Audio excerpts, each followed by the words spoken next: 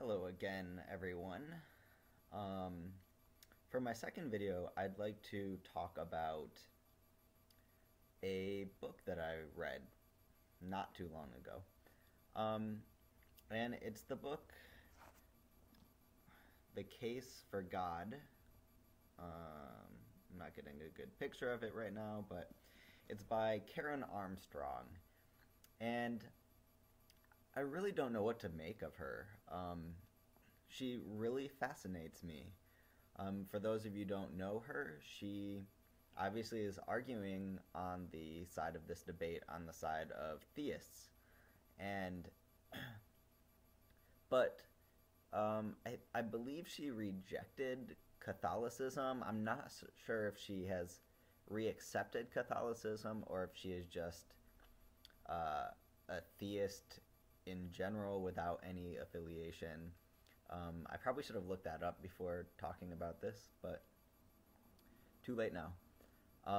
But the reason she fascinates me is that I basically agree with almost everything she says in this book, and I somehow come to the opposite conclusion as her.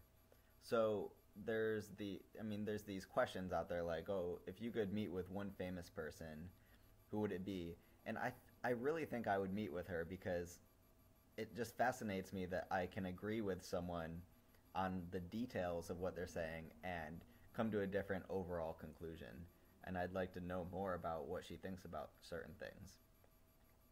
She also had this strange incident where Sam Harris and her got into this sort of fight. I can't remember where it was, but they both were writing contrasting articles and they rebutted each other a few times.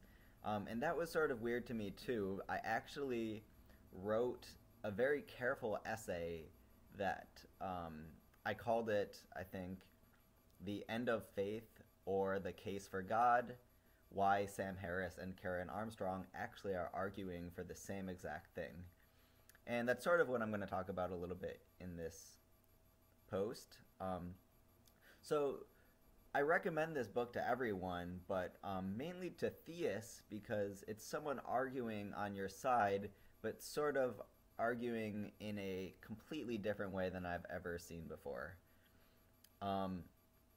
So I can't really speak for the merits of the historical accuracy of this book.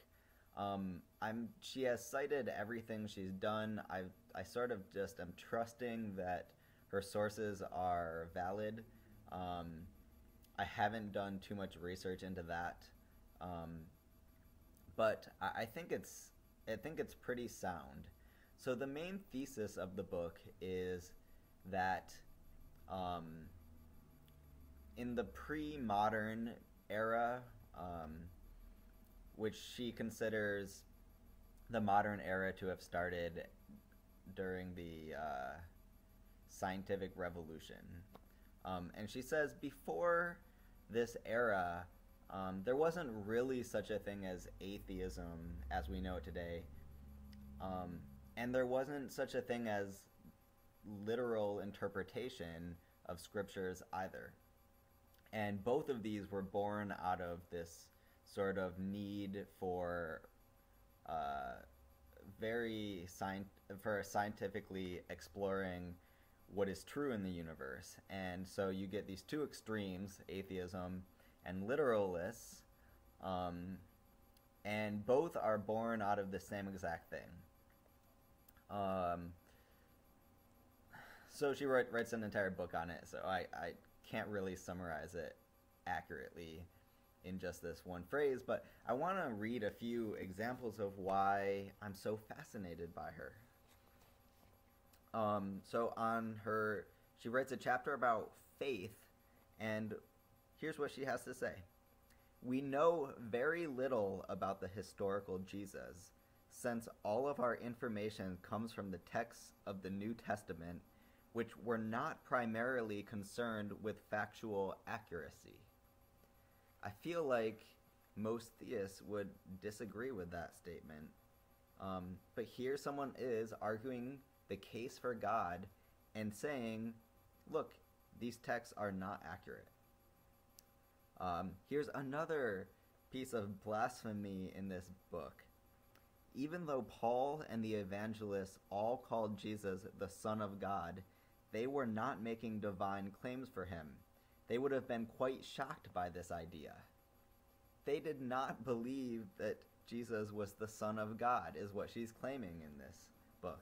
That is a new literal interpretation that did not used to exist, according to her. Here's another one. Jesus was not asking people to believe in his divinity because he was making no such claim. He was asking for commitment. So this is a central idea to her, is that the word faith has been sort of mistranslated from the Greek pistis, which means trust, loyalty, engagement, commitment. And so the idea of faith is really the idea of commitment and not belief in something being literally true that you have no evidence for.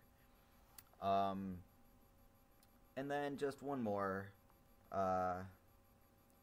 In a later section that gets more into the idea of reason, when we say that God is good or God exists, these are not factual statements, they are approximate, because they apply language that is appropriate in one field to something quite different.